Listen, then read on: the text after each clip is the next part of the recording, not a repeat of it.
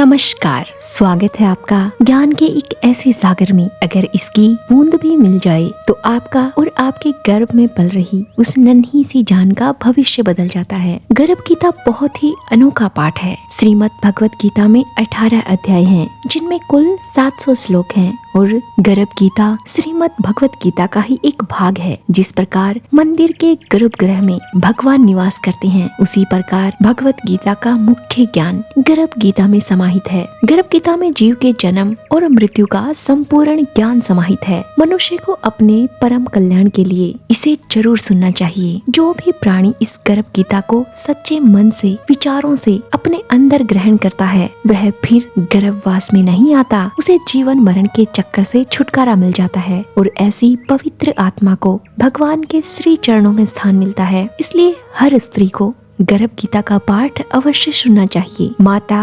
गर्भावस्था से ही अपनी संतान का भाग्य निर्माण करती है। जो भी गर्भवती महिला गर्भ गीता का पाठ रोज सुनती है, सही तरीके से चिंतन और मनन करती है, इसे अपने अंदर उतारती है, वो गर्भावस्था के दौरान आने वाली विभिन्न समस्याओं, अड़चनों को आसानी से पार कर लेती है। उसके मन में हिम्मत होती है। उसका गर्भावस्था शिशु श्रेष्ठ बुद्धि, श्रेष्ठ आचरण और शुभ संस्कार ग्रहण करता है। जन्म लेने के बाद वो एक आदर्श जीवन व्यतीत करता है। आज हम आपको एक ऐसी कथा के सागर में ले जाने वाले हैं, जिसकी हर लहर में संस्कार है, हर शब्द में मंत्र है और हर भाव में अमृत है। ये केवल एक कथा नहीं है, ये तो वो अदृश्य धारा है जो गर्भ में पल रही आत्मा के हृदय तक पहुँचेगी और उसके स्वभाव को भी नम्रता, करुणा और पवित्रता से सींचेगी। हर गर्भवती महिला इस कथा को बड़े ध्यान से सुने, अपने मन को शांत करके, अपनी भावनाओं पर काबू करके, आंखें बंद करके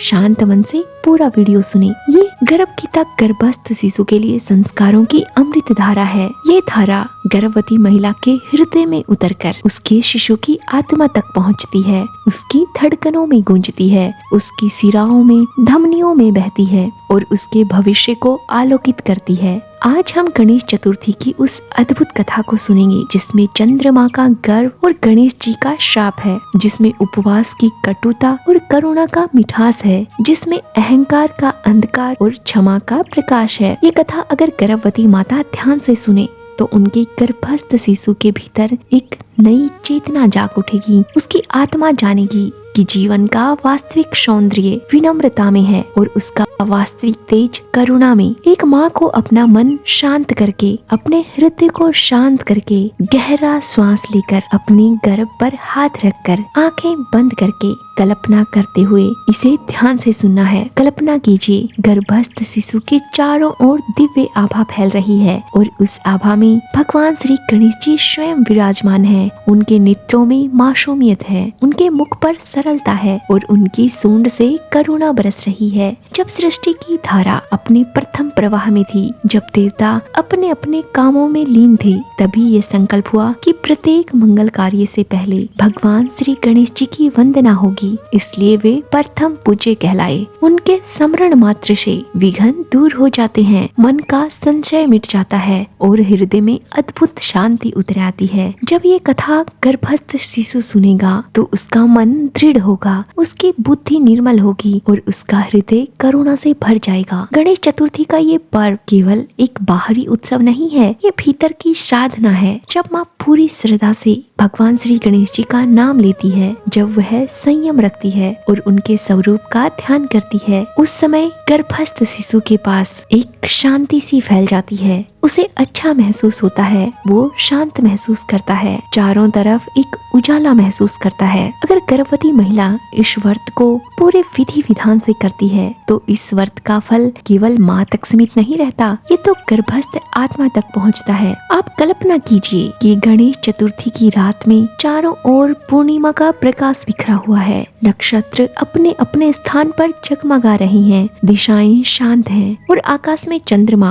अपनी अद्भुत ज्योति लुटा रहा है। उसी समय देवगण एकत्रित होकर पार्वती माँ की गोद में बैठे बाल गणेश जी को निहार रहे हैं। उनका मुखमंडल खिले हुए कमल जैसा है, उनकी हंसी में मासूमियत है और उनकी दृष्टि में अनंत करुणा। उनके चरणों के समीप मूषक महाराज विनम्रता से बैठे हैं। ये प्रतीक है कि चाहे प्राणी कितना ही छोटा क्यों ना हो, यदि उसमें श्रद्धा है तो वह भी दिव्यता का साधन बन सकता है। ये दृश्य केवल गणेश जी महाराज के बाल स्वरूप का नहीं है, ये तो ब्रह्मांड की करुणा का प्रतीक है। जब देवगण उनकी वंदना कर रहे थे, तभी आकाश में बैठे चंद्रदेव ने ये दृश्य देखा। चंद्रमा अपने सौंदर्य और तेज पर गर्वित हो गए। उनका हृदय अहंकार से भर गया। उन्होंने सोचा, मैं ही सबसे सुंदर हूँ, मैं सबसे तेजस्वी हूँ, मेरी आभा के आगे कोई नहीं टिक सकता। चंद्रदेव को घमंड हो गया था कि उनसे सुंदर कोई नहीं है, और इसी घमंड में उन्होंने भगवान श्री गणेश जी का उपहास कर दिया। उपहास इस कथा का केंद्र बिंदु है, जहाँ से शिक्षा का प्रवाह शुरू होता है। गर्भस्थ शिशु के लिए ये संस्कार सबसे अमूल्य है कि कभी किसी का उपहास नहीं करना चाहिए, किसी का मजाक नहीं उड़ाना चाहिए। चाहे सामने वाला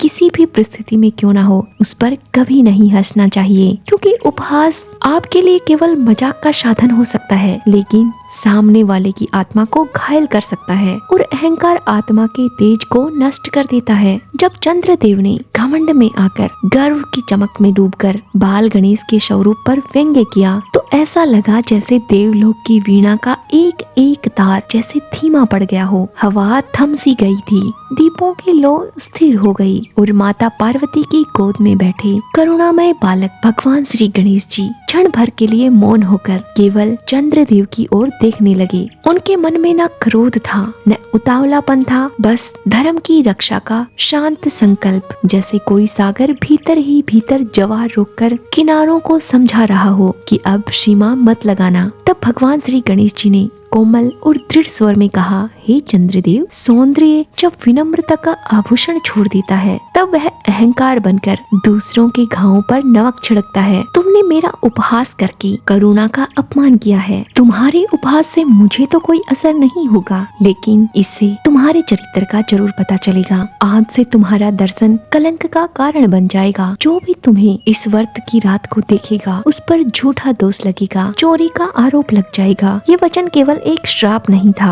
ये तो उस सूक्ष्म नियम की उद्घोषणा थी कि जहाँ उपहास होता है, वहाँ से सौंदर्य का तेज सूख जाता है, और जहाँ विनम्रता है, वहीं से बुद्धि का, विवेक का चंद्र उदय होता है। ये श्राप जैसे ही ब्रह्मांड में उच्चरित हुआ, दिशाएं कांप उठी, शीतल चंद्रदेव की किरणें फीकी पड़ने लगी, झीलों का जल किसी अदृश्य गलानी से धुंधला होने लगा। जो चंद्रदेव हमेशा से शीतलता के प्रतीक थे, उनके मुख पर मलिनता की रेखाएं खिंच गई। देवलोक में हलचल सी मच गई। इंद्रदेव ने अपनी श्वास रोक ली, वरुण देव ने लहरों को शांत रहने की आज्ञा दे दी, और अग्निदेव ने अपनी लपटों को छोटा करके सभा में बैठी माताओं की आंखों की चिंता बढ़ी। उसी समय ब्रह्मा, विष्णु और महादेव प्रकट हुए। इन त्रिदेव का तेज जैसे करुणा के वस्त्र ओढ़े सामने खड़ा था। ब्रह्मा जी बोले, हे विघ्नहर्ता, तुम्हारा वचन धर्म है, किंतु इसके स्पर्श से निर्दोष जन विचलित होंगे। धर्म यदि संतुलन न दे तो उसे दया का दान अवश्य देना चाहिए। भगवान विष्णु जी ने भी हाथ जोड़ लिए और कहा, जहाँ उपहास होता है वहाँ भ्रांति भी होती है, परंतु जहाँ करुणा है वहाँ शुद्धि होती है।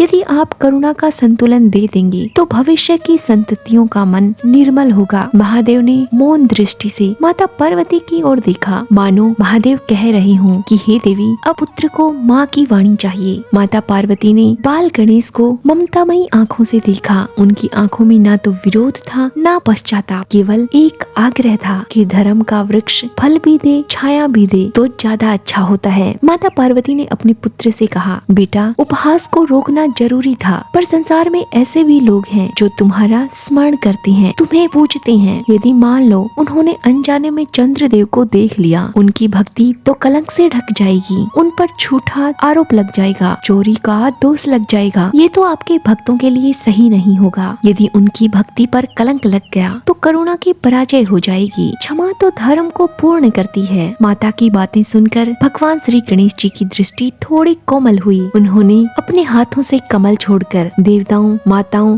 और समस्त प्राणियों की ओर देखा और प्यार से बोले, माँ, करुणा ही धर्म की फुलवारी है। मेरा वचन वापस तो नहीं लिया जा सकता, पर उसका जहर थोड़ा कम किया जा सकता है। इस जहर का असर मैं अपने भक्तों पर नहीं पड़ने दूंगा। अब जो मैं आप सभी लोगों को कहने जा रहा रहा हूँ, मेरी इस बात को ध्यान से सुनिएगा। भाद्रपद शुक्ल चतुर्थी के दिन जो भी मेरा स्मरण करेगा, श्रद्धा भाव से व्रत करेगा, पूरे नियमों का पालन करेगा और कभी किसी व्यक्ति का उपहास नहीं उड़ाएगा, विनम्रता को धारण करेगा, उस पर कलंक कभी नहीं लगेगा, वो इस कलंक से हमेशा मुक्त रहेगा और उसके जीवन में बुद्धि और सिद्धि दोनों का वास होगा। भगवान श्री गणेश जी के इतना कहते ही जैसे ब्रह्मांड में एक दीप्त तरंग फैल गई हो। चंद्रदेव का सर शर्म से झुक गया, उनकी किरणों में लज्जा घुली हुई थी। फिर कृतज्ञता का प्रकाश जागा। उन्होंने दूर से ही मातृ शक्ति और भगवान श्री गणेश जी को प्रणाम किया। ये प्रणाम केवल देवलोक का नहीं, मनुष्य लोक का भी पाठ बन गया कि भूल का प्रायश्चित तभी पूर्ण होता है जब उसमें अहंकार का अंश बिल्कुल न रहे। जब ये कहानी सुन रही हो तो गर्भवती महिलाएं अपने गर्भ पर हाथ रखकर ये बोध अपने शिशु तक पहुँचाएं कि बेटा, उपहास कभी मत उड़ाना, किसी पर कभी मत हंसना, किसी की परिस्थितियों का कभी मजाक मत बनाना, किसी भी व्यक्ति के शरीर, आकार, उसकी भाषा या स्थिति पर मत हंसना। ये हंसी दूसरों को नहीं बल्कि खुद की आत्मा को घायल करती है। जो विनम्र है वो वास्तव में सुंदर है, जो करुणामय है वही वास्तव में तेजस्वी है। जैसे ही माता अपने बच्चे को ये शब्द कहेगी तो माता खुद महसूस करेगी कि गर्भ में जल उतरकर संस्कार के कण कण बनकर उसके बच्चे के भविष्य को बना रहे हैं। ये गर्भ संस्कार का पाठ बच्चे की दृष्टि से कठोरता के कांटे निकाल देगा। गर्भ गीता का ये पाठ सुनते सुनते माता अपने बच्चे को भी ये महसूस करवाए कि वो उसे अच्छे संस्कारों से सींच रही है। बच्चा अपनी माँ के मन को पढ़ सकता है। माँ के मन की तरंगे बच्चे के मन में उतरती हैं, उसकी आत्मा में उतरती हैं। ये प्रसंग केवल उपहास का, प्रतिकार का नहीं था बल्कि स्मरण का विधान भी है। गणेश जी के वचन से ये नियम जन्मा कि चतुर्थी की रात चंद्रदेव को देखने से झूठा कलंक लग सकता है, पर वही वाचन ये भी बन गया कि यदि हृदय से भगवान श्री गणेश जी का स्मरण किया जाए तो जगत के सभी दोष उससे हमेशा दूर रहेंगे। ये भगवान श्री गणेश जी का स्मरण ही तो संस्कार का प्राण है। स्मरण करने का अर्थ केवल नाम जपना नहीं होता है बल्कि उसके अर्थ को अपनी सांसों में उतार लेना होता है। जब माताएं ये पाठ सुन रही हों तो अपने आप से कहें कि मैं विनम्र रहूंगी, हमेशा करुणामयी रहूंगी, कभी किसी का उपहास नहीं करूंगी और ऐसे ही संस्कार मैं अपने बच्चे को दूंगी। मेरा बच्चा करुणामयी होगा, उसके मन में किसी के लिए कोई द्वेष नहीं होगा, किसी के प्रति कोई उपहास नहीं होगा, वो हर किसी के लिए आदर्श बनेगा। जब भगवान श्री गणेश जी की बातें सुनकर चंद्रदेव का अहंकार शांत हुआ तो विनम्रता की ज्योति उनकी किरणों में उतर आई। समस्त देवगण इकट्ठे होकर भगवान श्री गणेश जी की शरण में आए। उस समय का ये दृश्य बहुत ही अद्भुत लग रहा था। ब्रह्मा जी अपने चारों मुखों से वेदों की ध्वनि सुना रहे थे। भगवान विष्णु जी अपने शंख में मधुर नाद भर रहे थे। महादेव ने भी जटाओं से गंगा की धारा टपकाई। सभी देवगण अपने अपने हाथों से पुष्पों की वर्षा कर रहे थे। सभी विनम्र खड़े थे और वातावरण में बस एक ही स्वर गूंज रहा था, हे गणनायक, आपने चंद्रदेव को क्षमा तो कर दिया है, अपने भक्तों के लिए ये भी कह दिया है कि जो भी भक्त ये व्रत करेगा उस पर चंद्र दोष कभी नहीं लगेगा। लेकिन हमें कृपया इस व्रत का विधान तो समझाएं, इसका रहस्य बताइए ताकि मनुष्य मात्र अहंकार और उपहास से मुक्त होकर जीवन को शुभ बना सके। भगवान गणेश जी मुस्कुराए और उत्तर दिया, हे देवगण, हे मातृशक्ति, व्रत का अर्थ केवल भूखा रहना नहीं होता है। व्रत का अर्थ होता है मन को संयमित करना, वाणी को मधुर रखना और हृदय को करुणा से भरना। यदि शरीर अनाज छोड़ दे और मन उपहास करता रहे तो ये व्रत अधूरा रहता है। वाणी में कठोरता रहे, हृदय में अहंकार भरा रहे, आप हर किसी का अपमान करते रहें तो ये व्रत अधूरा रह जाएगा। आपको इस व्रत का कोई फल नहीं मिलेगा। व्रत वह होता है जिसमें मनुष्य अपने भीतर छिपी हुई अव्यवस्था को संयम की डोर से बांध ले और हर सांस में स्मरण का दीपक जला ले। जब कोई गर्भवती महिला इस व्रत को करती है तो केवल उसका शरीर ही इस व्रत को नहीं कर रहा होता है, केवल माता का ही मन संयमित नहीं होता है, शिशु का चित्त भी इस संयम से संस्कारित होता है। जब माँ जल ग्रहण करती है और मन में भगवान श्री गणेश जी का नाम लेती है तब शिशु की आत्मा तक वह स्मरण पहुँचता है। यदि कोई गर्भवती महिला इस व्रत को नहीं कर पाती है और न ही वो कभी किसी का उपहास करती है, न किसी से कठोर वचन कहती है, तब भी माँ के गर्भस्थ शिशु के भीतर ये संस्कार अंकित हो जाते हैं। अपनी वाणी को मधुर रखना, अपने व्यवहार को करुणा से सींचना भगवान गणेश जी की सच्ची भक्ति है। गणेश चतुर्थी का ये व्रत व्यक्ति को स्मरण दिलाता है कि जीवन में हर बाधा केवल बाहर से नहीं आती है, कई बार बाधाएं मन के भीतर भी जन्म लेती हैं। जो व्यक्ति अपने मन की बाधाओं को जीत लेता है वही सच्चा विजयी होता है। ये शिक्षा हम गर्भ में पल रहे बच्चे को यदि शुरू से ही देना शुरू कर देते हैं, उसे हम गर्भ संस्कार के पाठ पढ़ाते हैं तो उसका मन संतुलित रहता है। उसके भीतर ये भाव अंकुरित हो जाते हैं कि जीवन की सबसे बड़ी विजय बाहर के शत्रुओं से जीतने में नहीं है, बल्कि अपने भीतर के अहंकार, उपहास और अधीरता पर विजय पाना होता है। माँ अपने गर्भस्थ शिशु को समझाए कि बेटा, व्रत का अर्थ भूखा रहना नहीं होता है, बल्कि संयम सीखना होता है। मैंने आज का व्रत भूखा रहने के लिए नहीं किया है, बल्कि तेरे अंदर संस्कार के बीज बोने के लिए किया है, तुझे समझाने के लिए किया है कि हमें हमेशा अपनी वाणी को कोमल रखना है, अपने हृदय में करुणा का भाव रखना है, अपनी दृष्टि को निर्मल रखना है। जब तुम ये गुण अपनाओगे तो तुम्हारा जीवन मंगलमय हो जाएगा और भगवान गणेश जी का तुम पर हमेशा आशीर्वाद बना रहेगा। व्रत केवल बाहरी विधि नहीं है, बल्कि एक आंतरिक साधना है। ये साधना तुम्हें संस्कारित करेगी। जब भगवान श्री गणेश जी ने व्रत का ये रहस्य देवगणों के सामने खोला तो सभी देवगण एक साथ बोले, हे गणनायक, हे गणेश जी महाराज, अब हमें ये भी बताइए कि इस पूजा की विधि क्या है, ताकि हर गर्भवती महिला, हर मनुष्य सही मार्ग पर चल सके और इस व्रत को केवल एक रीति ना समझे, बल्कि अपने जीवन का संस्कार बना ले। तो भगवान गणेश जी ने गंभीर और करुण स्वर में कहा, पूजा का अर्थ केवल दीप जलाना या फूल चढ़ाना नहीं होता है। पूजा का अर्थ है अपने भीतर बसे अहंकार को समर्पित करना, अपनी वाणी को मधुर बनाना और अपनी दृष्टि को करुणामयी बनाना। जब मनुष्य ऐसा कर लेता है, उसी क्षण उसकी हर सांस पूजा बन जाती है। और जब गर्भवती महिला ये सब गुण अपने अंदर अपनाती है तो उसके बच्चे की आत्मा में ये अपने आप उतर जाती हैं। यदि माता चतुर्थी की पूजा करे, दीप प्रज्वलित करे और भगवान गणेश जी के सामने हाथ जोड़कर कहे कि हे प्रभु, मेरे बच्चे को हमेशा स्वस्थ रखना, उसमें ऐसे संस्कार भर देना कि वो कभी किसी का उपहास ना उड़ाए, किसी पर ना हंसे और अपने मन में करुणा का भाव लेकर पैदा हो। और माता अपने गर्भ पर हाथ रखकर कहे कि मैं तुझे ऐसे ही संस्कारों से सींचूंगी, तो शिशु की हृदय धड़कन अपने आप तेज हो जाती है। वो माता के मन को महसूस कर लेता है। भगवान गणेश जी का नाम लेकर उन्हें मोदक अर्पित करें। इससे गर्भस्थ शिशु को ये समझ आएगा कि जीवन में मिठास बांटना ही सबसे बड़ा प्रसाद है। जब धूप की सुगंध फैलती है तो वह सुगंध केवल घर में नहीं, बल्कि गर्भवती महिला के गर्भ जल में पहुंचती है, शिशु की आत्मा को शांति देती है। भगवान गणेश जी ने देवताओं को और आगे भी समझाया कि पूजा में स्नान, शुद्ध आसन, मंत्र, पुष्प और नैवेद्य का विधान है, परंतु सबसे बड़ा विधान है अपने मन को निर्मल रखना। यदि किसी ने बाहर से सारे नियम निभाए हैं पर भीतर से किसी के प्रति कटुता रखी है तो पूजा अधूरी रह जाएगी। यदि आपके मन में किसी के लिए बुरे विचार हैं या आप उसे पसंद नहीं करते हैं, उसके बारे में बुरा सोचते हैं, तो चाहे कितनी ही पूजा पाठ क्यों ना कर लें, इसका असर या इसका फायदा तुम्हें कभी नहीं मिलेगा। तुम्हारी पूजा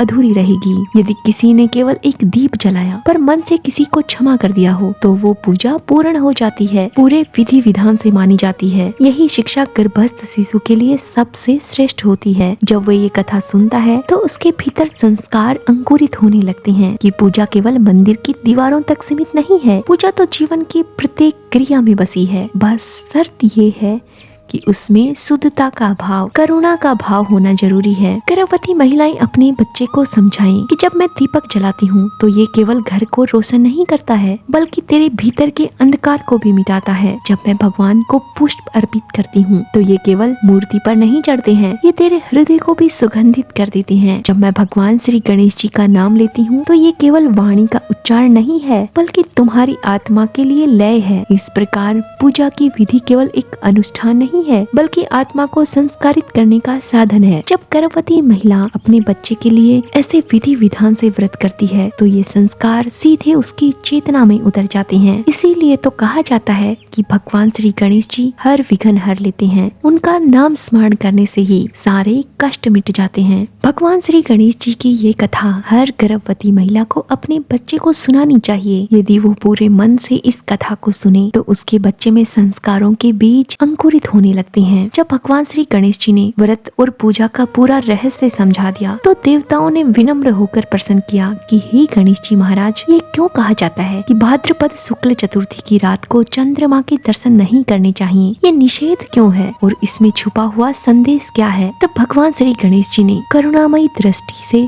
सबको निहारा और प्यार से समझाया कि ये नियम केवल बाहरी परंपरा नहीं है, ये गहरा संकेत है। उस रात चंद्रदेव ने उपहास किया था, अहंकार किया था और उसके कारण ये विधान बना है कि जो भी इस दिन चंद्रदेव के दर्शन करेगा उस पर झूठा कलंक लग सकता है। ये इसलिए ताकि मनुष्य सदा याद रखें कि उपहास और अहंकार से बचना चाहिए। ये जीवन का सबसे बड़ा सबक बन जाए, संस्कार बन जाए। इसको सीधे शब्दों में समझाएं तो एक माँ अपने बच्चे को ये कथा सुनाते हुए समझा सकती है कि इस दिन चंद्रदेव के दर्शन नहीं करने चाहिए। इसका मतलब है कि माँ अपने बच्चे को ये समझा रही है कि जीवन की हर चमक, हर सौंदर्य, हर सफलता को आंख मूंद कर नहीं अपनाना चाहिए। कभी कभी जो सुंदर दिखाई देता है, जो हमें आकर्षित कर रहा होता है, उसके भीतर अहंकार छिपा हो सकता है। इसलिए हमेशा अपने विवेक से काम लेना चाहिए। जहाँ अहंकार मिले वहाँ दृष्टि झुका लेनी चाहिए। भगवान श्री गणेश जी ने समझाया कि चंद्र का निषेध सदा के लिए नहीं है। मैंने उसके दोष को क्षमा कर दिया है और उनका तेज पुनः स्वीकार कर लिया है। मैंने ये नियम इसलिए रखा कि हर वर्ष मनुष्य एक दिन इस बात का स्मरण जरूर करे कि उपहास कितना घातक हो सकता है। यदि इस दिन अनजाने में कोई चंद्रदेव के दर्शन कर ले तो कोई बात नहीं, वो भगवान गणेश जी का स्मरण करके इस दोष से मुक्ति पा सकता है। गर्भवती महिला को अपने बच्चे को समझाना चाहिए कि बेटा, हर चमक हीरा नहीं होती है। कभी कभी उस चमक के भीतर अहंकार छुपा होता है, गर्व छुपा होता है, घमंड छुपा होता है। इसलिए तुम हमेशा याद रखना कि यदि सत्य की पहचान करनी है तो सत्य वही मिलेगा जहाँ करुणा होगी, असली उजाला होगा, जहाँ अहंकार बिल्कुल नहीं होगा। ये केवल एक लोक कथा नहीं है, ये गर्भ संस्कार का सबसे सुंदर सूत्र है कि अहंकार को दूर भगाओ, करुणा को अपनाओ। माता को अपने बच्चे को समझाना चाहिए कि जो प्राणी संसार में नष्ट होने वाले पदार्थों से प्रेम करता है वह संसार की नश्वर वस्तुओं की इच्छा रखता है। आठों पहर लोभ, लालच और माया में डूबा रहता है। उसे जीवन में कभी सुकून नहीं मिलता है। मनुष्य संसार की दौलत पाने की तो कामना करता है, परंतु भगवान की भक्ति से विमुख हो जाता है। इसीलिए तो वह बार बार अनेक योनियों में पैदा होता है, जीवन मरण और गर्भ के दुखों को भोगता है। यदि गर्भवती स्त्री गर्भ गीता को रोज सुनकर सही चिंतन और मनन के द्वारा अपनाती है तो वह एक श्रेष्ठ और संस्कारी संतान की प्राप्ति करती है। हर गर्भवती महिला को गर्भ गीता का पाठ शांत मन से सुनना चाहिए। गर्भ संस्कार को गर्भावस्था के दौरान माँ और बच्चे के शारीरिक, मानसिक व आध्यात्मिक विकास के लिए एक प्राचीन वैज्ञानिक पद्धति माना जाता है। आधुनिक चिकित्सा विज्ञान भी गर्भ संस्कार के महत्व को मानता है कि गर्भ में पल रहे बच्चे पर माँ के व्यवहार, खान पान और उसकी भावनाओं का सीधा असर होता है। गर्भ गीता के पाठ से जुड़ने के लिए हमारे चैनल को सब्सक्राइब कीजिएगा। धन्यवाद।